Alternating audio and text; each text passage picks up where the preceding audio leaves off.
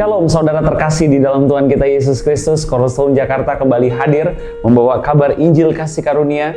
Ini akan menjadi minggu yang baru bagi kita Bapak Ibu. Saya berharap apapun situasi kita, apapun kondisi yang sedang kita lewati sekarang, kita sama-sama percaya bahwa Tuhan Yesus ada di sebelah kanan kita dan Dia memegang kita dengan tangan kanannya yang kuat. Sebelum kita belajar sermon hari ini, mari kita sama-sama untuk bersatu di dalam doa.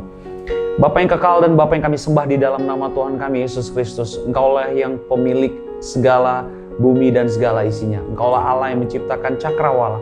Engkau juga adalah Allah yang menciptakan bumi ini. Kami percaya bahwa Allah yang kami sembah di dalam nama Yesus Kristus adalah Allah yang heran, Allah yang ajaib, Allah yang menolong kami, Allah yang mengasihi kami, Allah yang mengatakan bahwa kami adalah biji matanya. Terima kasih Tuhan. Kami sebentar ingin belajar kebenaran firman Tuhan. Engkau yang membuka hati dan pikiran kami. Bapak, curahkanlah hal-hal yang ingin Kau sampaikan dalam hati dan pikiran kami. Agar itu menjadi kekuatan baru bagi kami.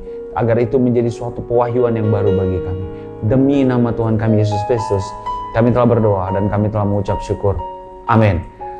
Bapak Ibu, hari ini kita ingin belajar dari satu pasal di dalam kitab Mazmur. Tapi kita nggak akan belajar semua pasal tadi. Tapi saya percaya bahwa pasal ini adalah salah satu pasal yang sering kita dengarkan di sermon-sermon, di khotbah-khotbah dimanapun. Kita akan belajar dari Mazmur 23. Tapi spesifik, hari ini kita ingin belajar hanya ayat 6-nya saja. Kita sudah pernah belajar mengupas tentang Mazmur 23 di tahun lalu. Dan kita hari ini ingin belajar di ayat 6-nya saja. Mazmur 23. Tapi izinkan saya untuk membaca semua ayatnya. Tuhan, gembalaku yang baik. Mazmur Daud. Tuhan adalah gembalaku, takkan kekurangan aku. Ia membaringkan aku di padang yang berumput hijau. Ia membimbing aku ke air yang tenang. Ayat ketiga, Ia menyegarkan jiwaku. Ia menuntun aku di jalan yang benar oleh karena namanya. Ayat yang keempat, sekalipun aku berjalan dalam lembah kekelaman, aku tidak takut bahaya, sebab Engkau besertaku, gadamu dan tongkatmu, itulah yang menghibur aku. Dikatakan di ayat 5, Engkau menyediakan hidangan bagiku di hadapan lawanku. Engkau mengurapi kepalaku dengan minyak. Pialaku penuh melimpah. Ayat ke-6, ini akan menjadi ayat sentralnya kita. Ayat ke-6, kebajikan dan kemurahan belaka akan mengikuti aku seumur hidupku, dan aku akan diam dalam rumah Tuhan sepanjang masa. Pada saat saya ingin belajar tentang firman ini, saya berhenti di ayat ke-6 dan saya tertegun dengan beberapa kata di dalam pasal ini. Pertama adalah kata belaka dan mengikuti. Bapak Ibu, jika engkau melihat bahasa aslinya, kata belaka itu artinya segalanya, semua, setiap. Jadi ayat ini kebajikan dan kemurahan. Artinya waktu kita baca ayat ini dengan kita ganti kata belakanya, artinya adalah semua kebajikan dan semua kemurahan akan mengikuti aku. Kata belaka di sini artinya semua. Semua yang baik, semua yang kemurahan Tuhan itu yang akan mengikuti kita atau setiap. Nah, kata lain yang menjadi concernnya kita adalah kata mengikuti. Apa arti mengikuti di sini Bapak Ibu? Kebajikan dan kemurahan belaka akan mengikuti.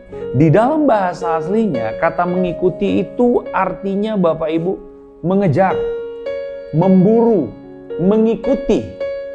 Artinya setiap saya, Bapak Ibu, saudara-saudaraku yang percaya kepada Yesus dan hidup di dalam kasih karunia-Nya, kebajikan dan kemurahan, semua kebajikan dan kemurahan akan mengejar, mengikuti, memburu kita.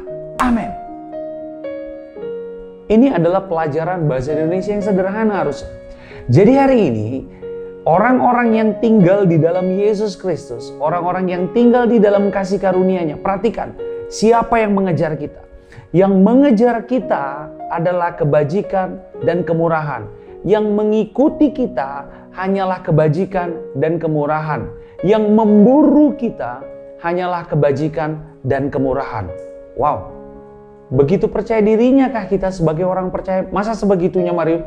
Benar-benarkah hanya kebajikan dan kemurahan? Hanya goodness, hanya well, hanya kesehatan, hanya completeness, hanya itu yang mengikuti kita? Yes, itu yang firman Tuhan katakan. Kebajikan kebajikan dan kemurahan, belaka. Kata belaka tadi kita sudah jelaskan. Belaka artinya semua, setiap yang baik, setiap yang sifatnya kemurahan dari Tuhan, setiap yang sifatnya kebajikan, itu yang mengikuti saya dan saudara dan orang-orang yang tinggal di dalam Yesus Kristus. Ini penting untuk saya, Bapak Ibu semua sadari, Bapak Ibu. Karena apa? Karena sekarang banyak sekali orang percaya yang terlalu mempercayai bahwa masalah yang mengejar dia. Sekarang ini banyak sekali orang percaya yang terlalu meyakini bahwa sakit penyakit yang mengejar dia. Sekarang ini banyak sekali orang percaya yang mempercayai bahwa debt collector yang mengejar dia. Sekarang ini banyak sekali orang percaya yang mempercayai bahwa hutang piutang yang mengejar dia.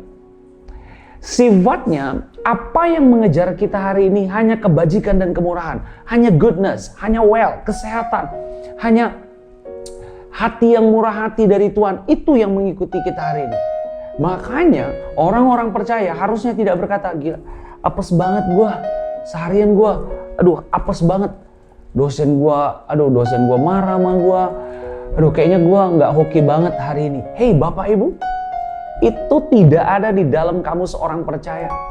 Meskipun hari ini mungkin dokter mengatakan sesuatu tentang keadaan kita, hei Bapak, engkau kurang beruntung karena engkau mengalami sakit ini.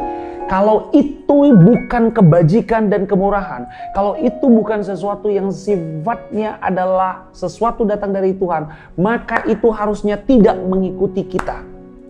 Perhatikan baik-baik. Kita tidak diikuti oleh yang namanya kemiskinan, kita tidak diikuti oleh namanya yang sakit penyakit, kita tidak diikuti oleh namanya kutuk, kita tidak diikuti oleh namanya perseteruan.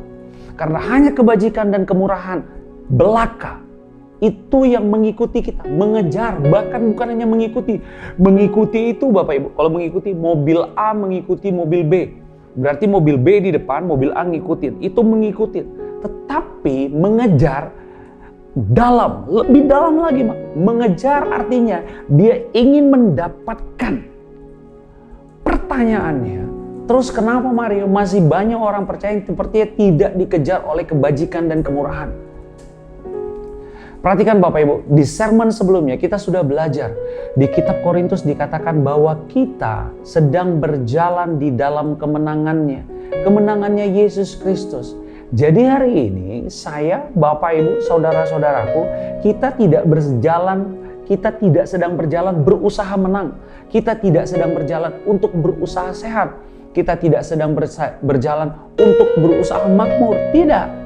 Tetapi kita sedang berjalan di dalam kesehatannya ilahi. Kita sedang berjalan di dalam kemakmurannya Tuhan. Kita sedang berjalan di dalam berkatnya Tuhan. Artinya kita tidak sedang berusaha untuk menang. Efeknya apa Bapak Ibu? Mindset ini perlu kita miliki. Akibatnya apa? Ketika tubuh kita misalnya pun kurang enak badan atau sedang sakit, kita tidak sedang berusaha sembuh. Tetapi kita berpikir, bertindak, berkata-kata dari orang yang sudah sembuh. Itu akan mempengaruhi banyak hal. Kalau kita berusaha untuk sembuh, ya nih aku udah makan ini biar aku sembuh. Kata orang aku udah makan vitamin ini biar aku sehat.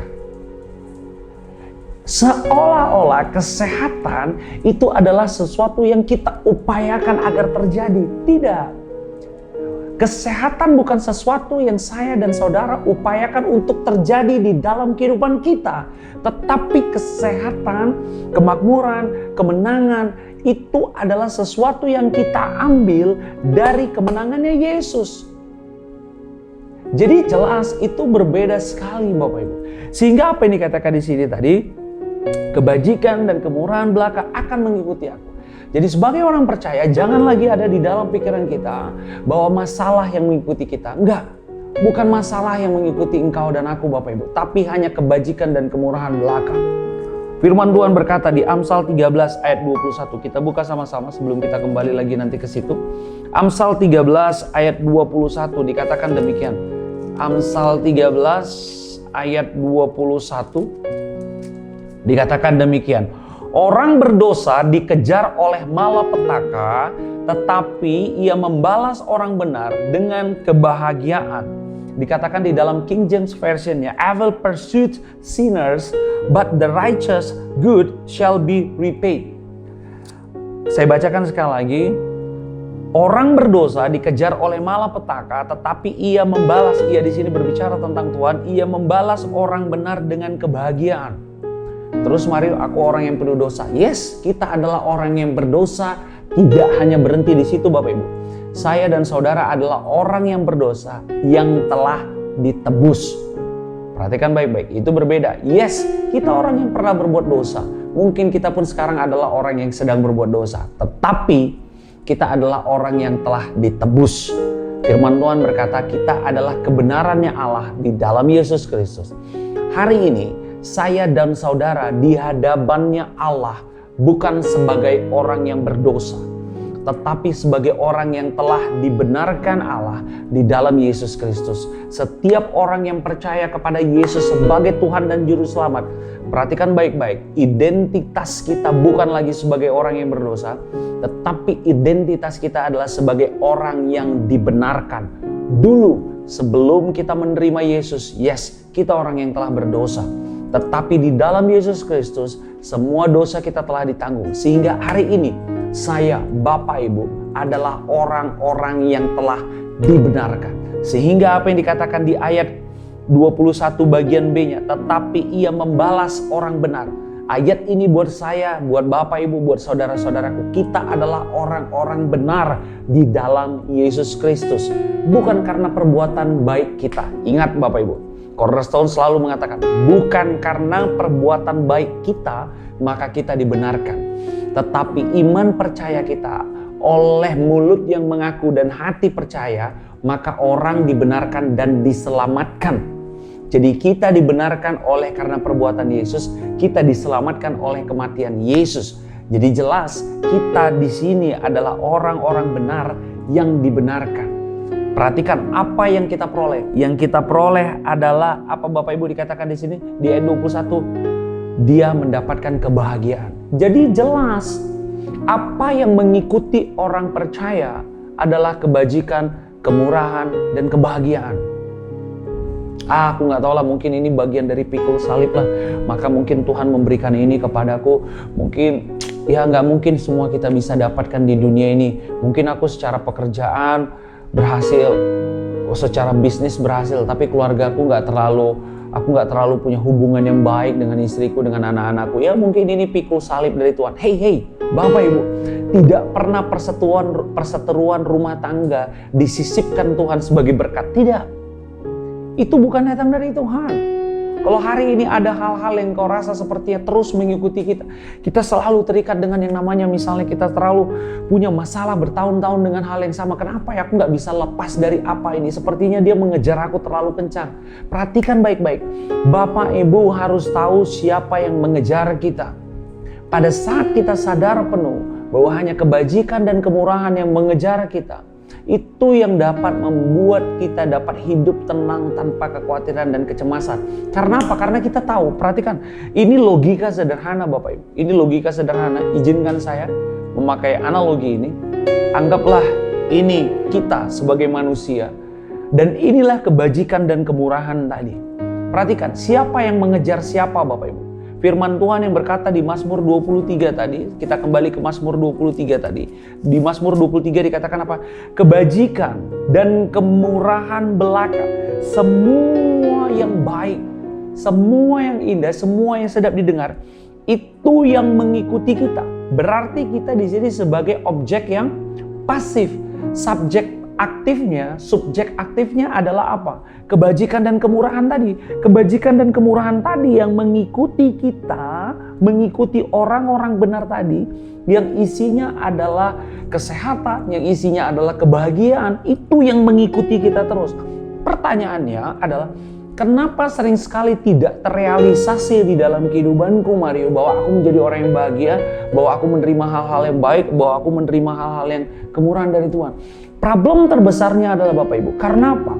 Karena ketika kita berjalan tadi seperti ini, saya berharap ini bisa membantu. Ini tadi adalah ini adalah kita, ini adalah kebajikan dan kemurahan tadi.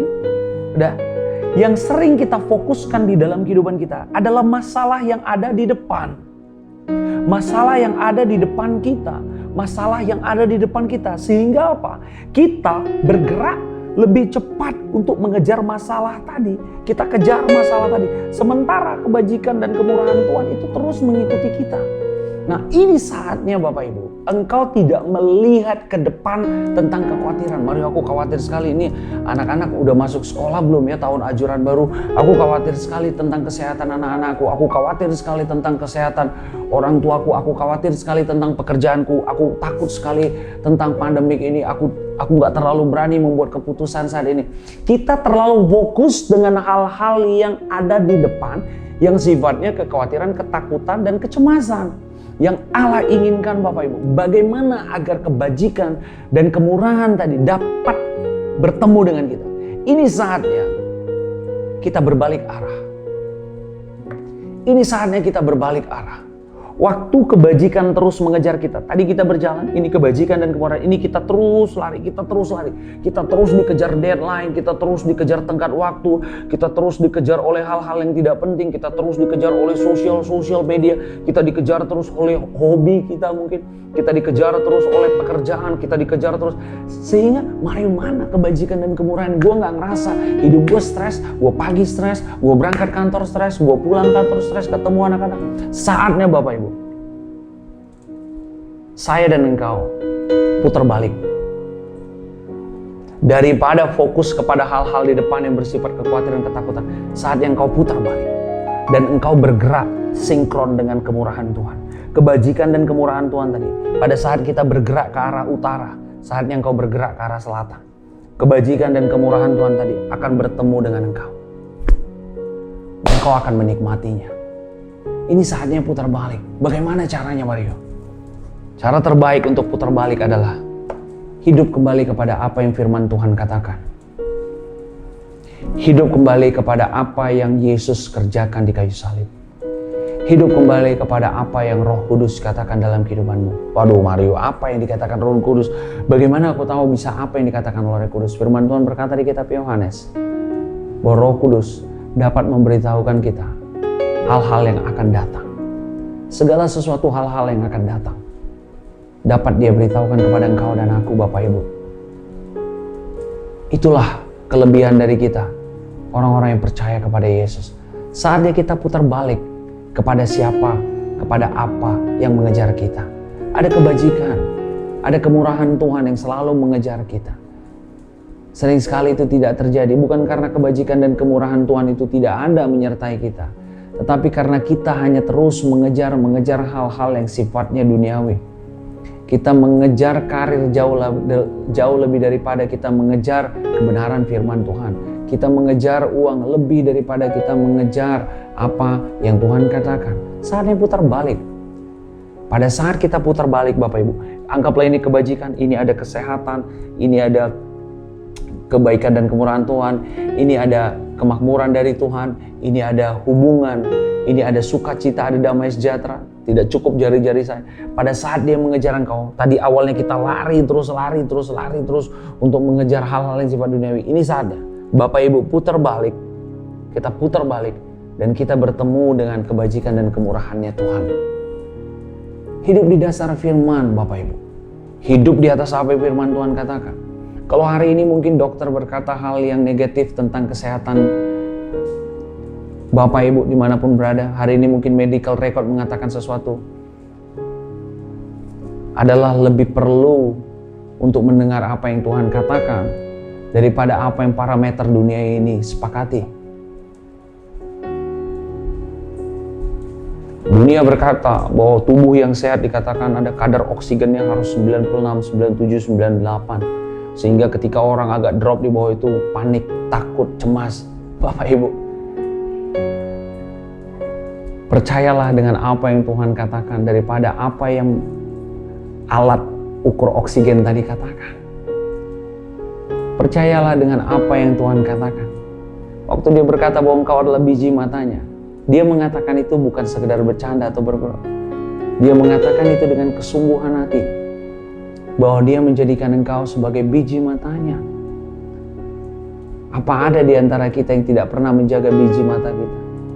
Sehingga ketika kita bertemu dengan debu, kita biarin kena debu. Setiap kali ada hal yang mencoba menyerang mata, yang kita lakukan, kita tutupin, kita menghindar. Kalau lighting juga terlalu kencang, cahaya terlalu kuat, kita gini, kita cover mata kita, agar mata kita terlindungi. Terlebih lagi Tuhan menjaga kita, Bapak Ibu. Itu makanya dikatakan hanya kebajikan dan kemurahan belaka yang akan mengikuti kita.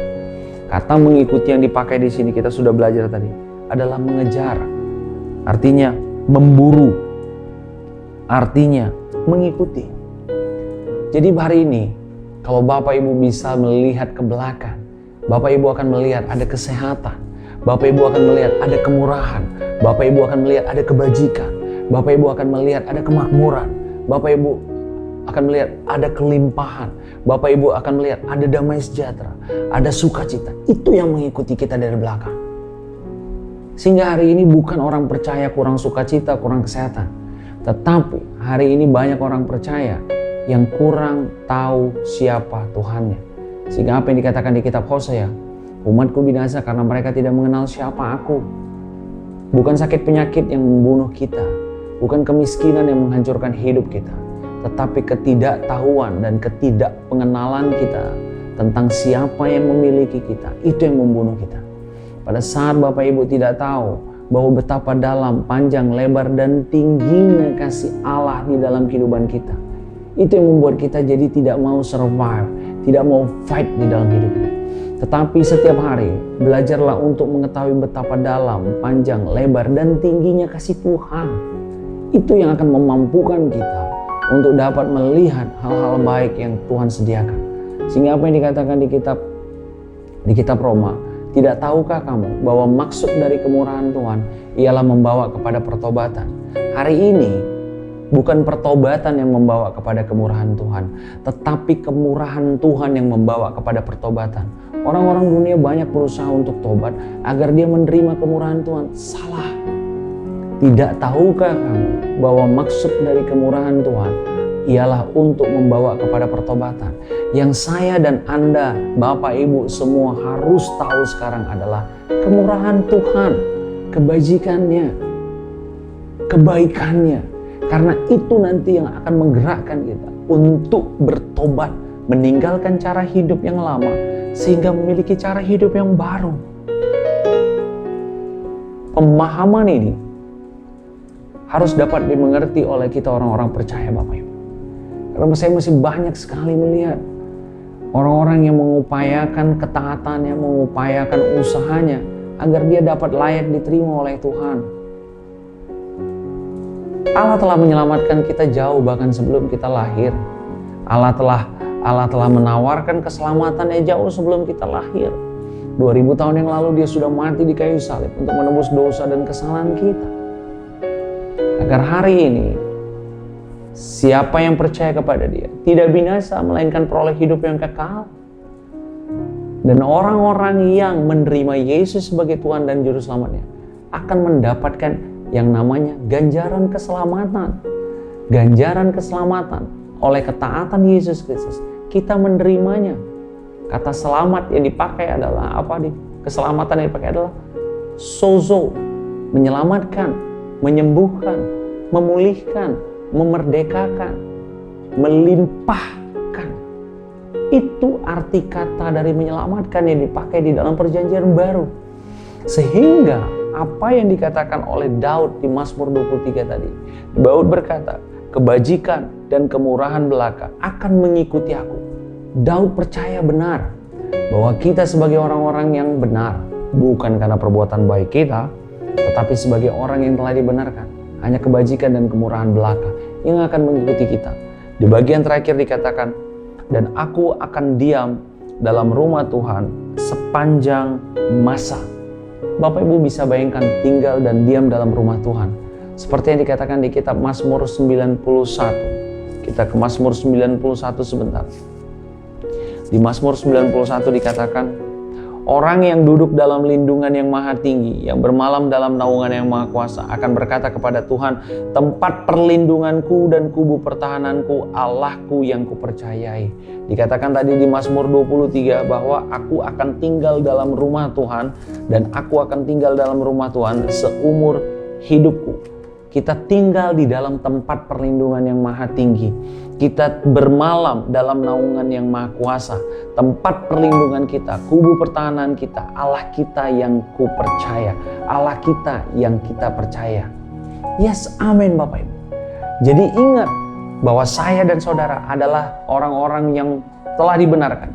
Yang tinggal di dalam Bethesda. Bethesda kita sudah belajar adalah House of Mercy. Rumah pengampunan. Kata lain itu artinya adalah flowing water. Artinya ada air yang terus mengalir di dalam rumah Bapa. Air yang terus mengalir tadi adalah sebuah ilustrasi. Kebajikan dan kemurahan belaka itu yang terus mengikutiku. Hari ini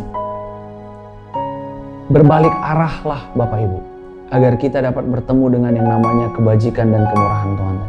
Dia selalu mengejar kita. Dia selalu mengejar kita. Tetapi sayangnya banyak sekali orang percaya yang lebih cepat mengejar kekhawatiran.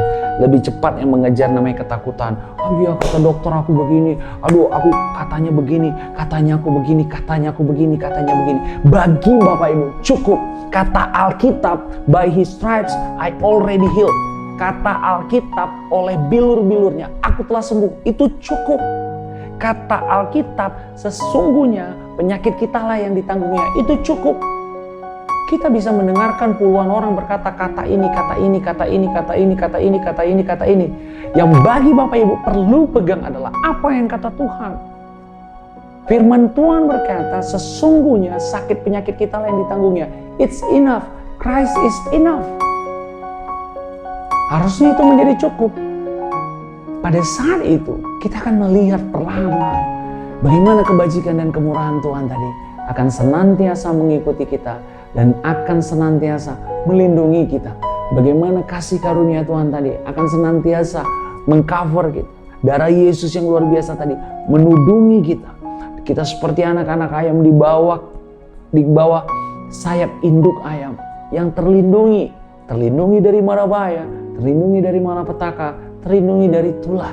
Itu bagian kita. Karena hanya kebajikan dan kemurahan belaka yang akan mengikuti kita seumur hidup kita, dan kita akan tinggal di dalam rumah Tuhan selama-lamanya. Yes, saya Mario Martin Gultom berhenti berbicara hari ini. Saya berharap apa yang disampaikan firman Tuhan hari ini dapat menjadi sesuatu yang baru bagi Bapak Ibu. Sebelum menutup sermon ini, saya mau mengajak kita semua untuk bersatu di dalam doa. Bapa yang kekal dan Bapa yang kami sembah di dalam nama Tuhan Yesus Kristus, terima kasih Tuhan, hari ini Engkau bukakan hati dan pikiran kami bahwa ada hal-hal yang baik yang telah mengejar kami di dalam hidup kami. Bapa, hari ini kami mau memutuskan untuk berbalik arah, mengarahkan hati dan pikiran kami kepada apa yang firman Tuhan katakan. Karena kami tahu Tuhan, sesungguhnya hanya hal-hal yang sifatnya kebajikan dan kemurahan itu yang mengikuti kami. Hanya goodness, hanya mercy, hanya pengampunan, hanya kebaikan, hanya faithfulness, hanya kesetiaannya Tuhan, hanya kesehatannya Tuhan, itu yang terus mengikuti kami. Terima kasih dan terima kasih Tuhan. Hari ini Engkau sadarkan kami bahwa banyak hal-hal baik yang telah Engkau sediakan di dalam kehidupan kami.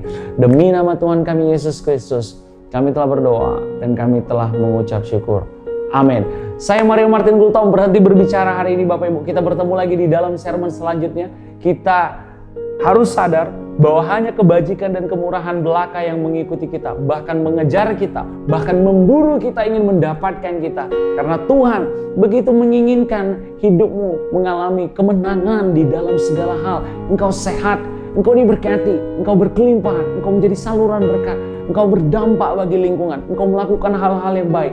Karena Allah tahu, itulah sebabnya hanya kebajikan dan kemurahan belaka yang terus mengikuti kita, agar kebajikan dan kemurahan tadi dapat kita salurkan bagi banyak orang, sehingga pada akhirnya banyak orang yang dapat menikmati kasih dan kemurahan Tuhan.